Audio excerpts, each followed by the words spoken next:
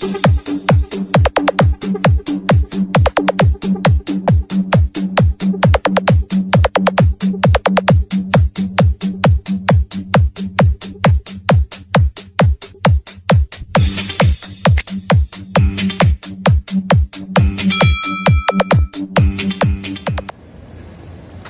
good morning mga sir.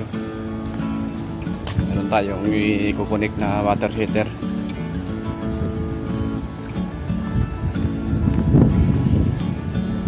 Para doon sa ginagawa namin dito sa loob ng kitchen.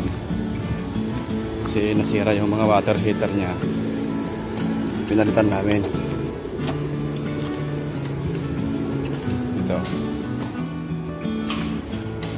Ito mga sir.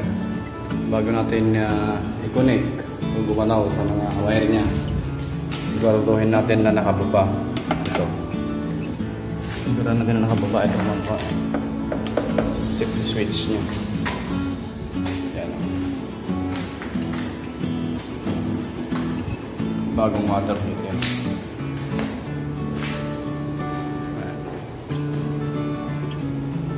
Ito ay 50 liters road.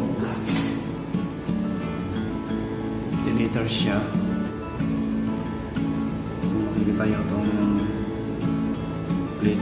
Ayan. 50 liters siya. Ayan, i-connect natin. Kaya dati na siyang supply dito. Na ito ay install namin dati pa, pero okay pa naman siya. Kaya ang problema dito, maiksi itong ano niya, maiksi itong wire niya ngayon, hindi na umabot. Umabot pala, umabot siya pero itong isa ayaw yata umabot.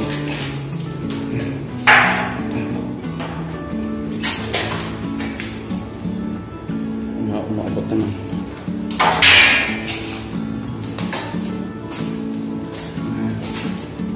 Dalawa, malalaki. Ay circulating pump dito. Kaya lang sira. Kaya wag muna. Bilhan na lang muna ng bago to. Tatlo ito dati. Yan o, makikita nyo itong yung supply ng tubig tsaka yung out ng tubig.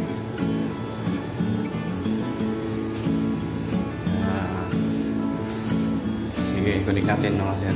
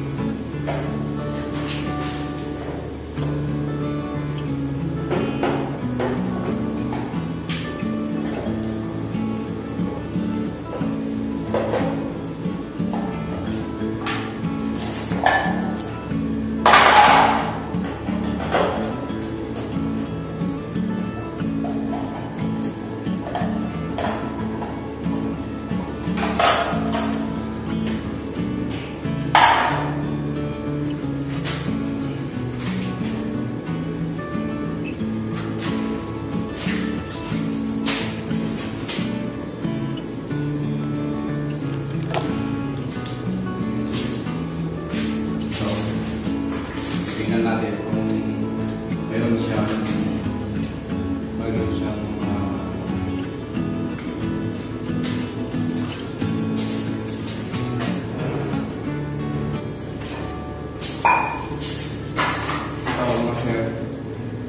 tingnan natin kung may grounded sa bali para sure na hindi siya puputok o kaya kuryente. Alam na ng mga magagaling yan, technician, para sa mga baguhan, katulad ko rin. Pero yun, tingnan natin yung body ground niya.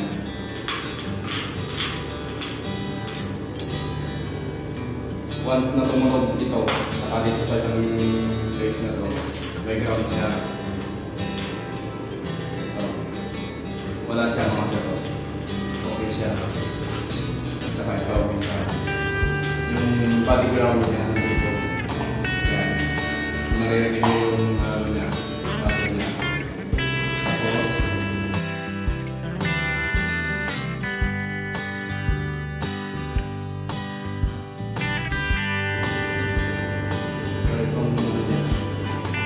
fresh siya. Wala siyang grounded. Kaya pwede natin i-connect.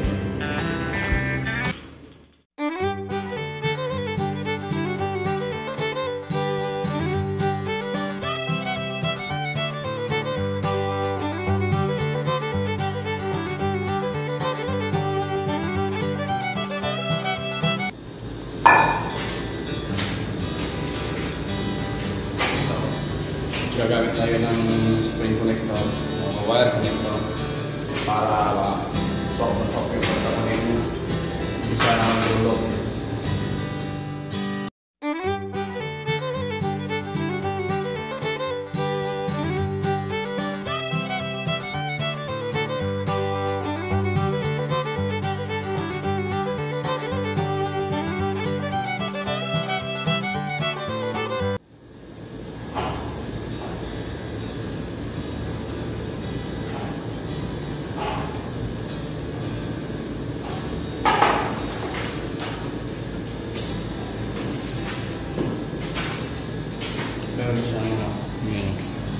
Meron siyang tapang na ayan o. Ayan o. Meron siyang connector sa ground.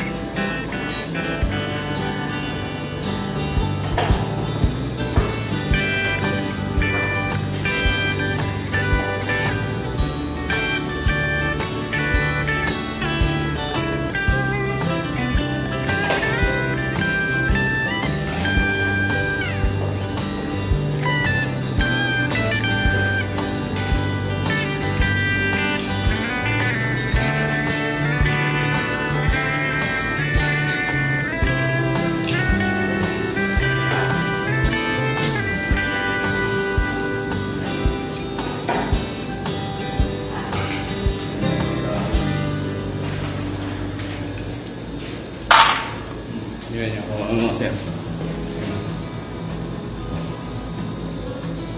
Ito na.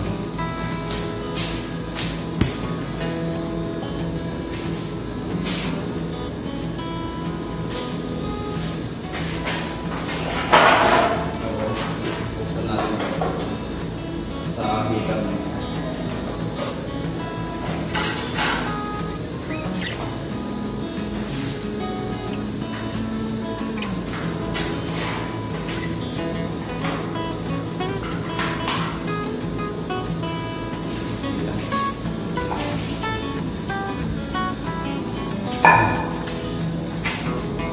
Ito yung heater niya.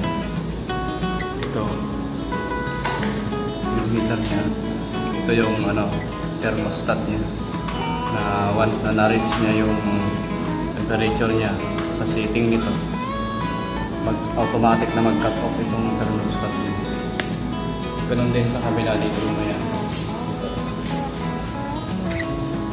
Kaya subukan natin ito.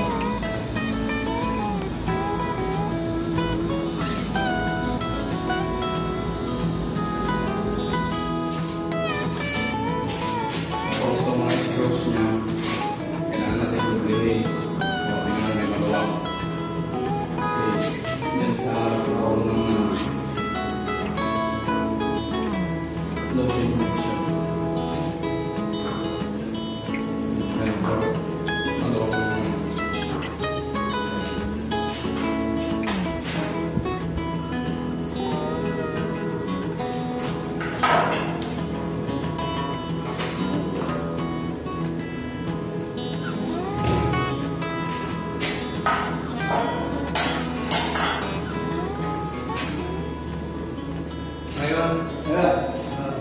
What is it? Good? Swear. Pero, Ilan tama kami? Yay. There you go.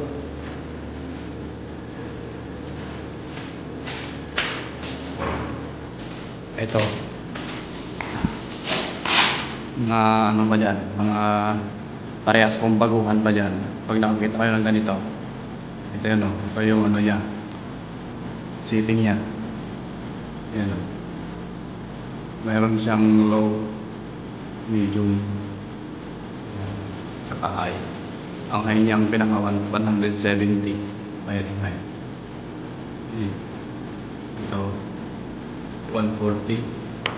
Ito 110. Ilagay natin dito lang sa medium. Dito sa 140. Pag mapakulangan pa sila ng heat, ilagay natin sa 170. Okay, titingnan natin ngayon. Dapat may lalabas dyan kung ilang ampere yan.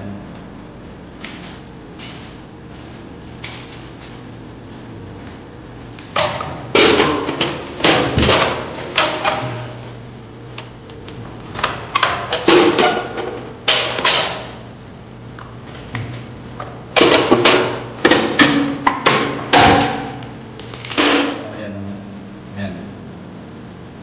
15.7.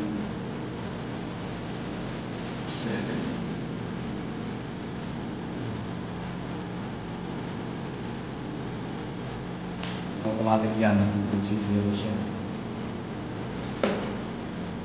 Mamaya tingnan natin kung iinit. I-connect natin muna yung isa. Yan. Para makita natin kung iinit na yan. Pero iinit na yan kasi gumana na yung heater niya. Yan o, 15 ampere. Sa kabila ulit.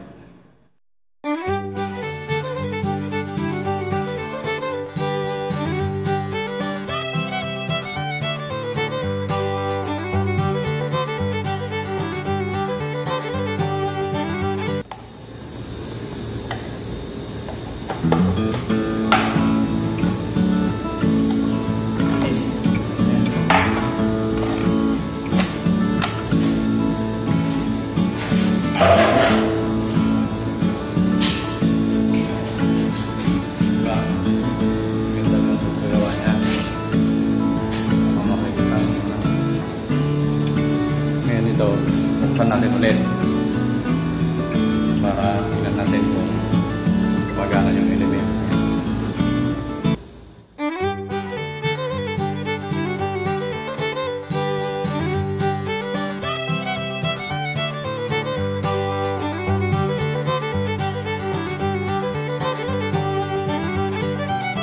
Yan. Okay na mga sir.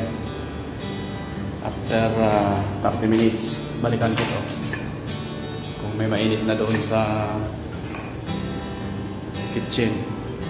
Kasi itong circulating pump niya, hindi siya gumagana.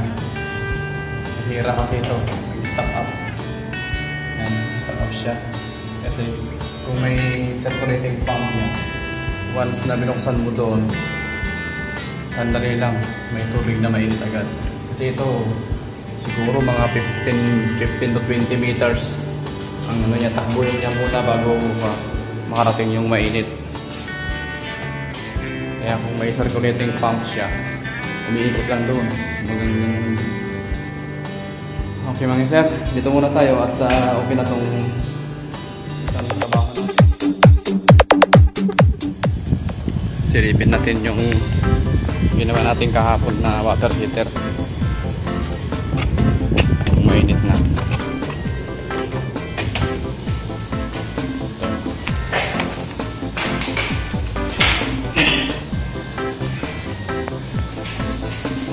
Mainit naman na.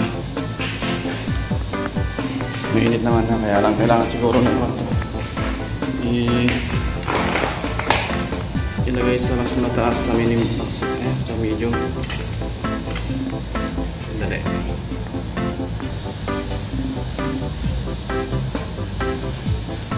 Itaas natin konti.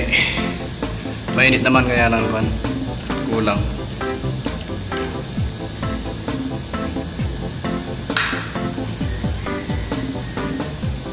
Yan. Mas mataas sa medium.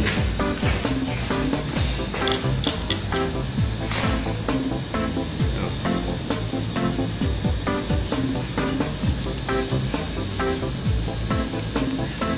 Yan. Para suabe yung heat niya. Ay, mainit na siya eh.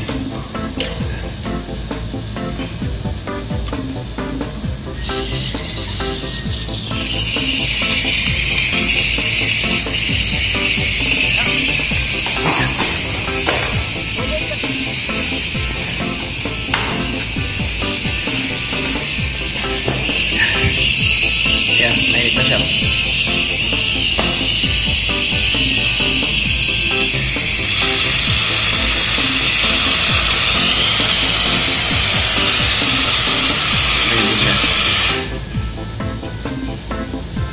Pero tinaasan ko para mas mainit pa konti. Para suabe yung init niya. Sige sir, takpan ko na lang. Okay na yan. Okay na yan. Okay mga sir, dito muna tayo at okay na itong isang trabaho natin. At sa next na tawag ulit, yung may tatawag ulit, papagawa sila. Okay mga sir, dito muna. Salamat sa panonood.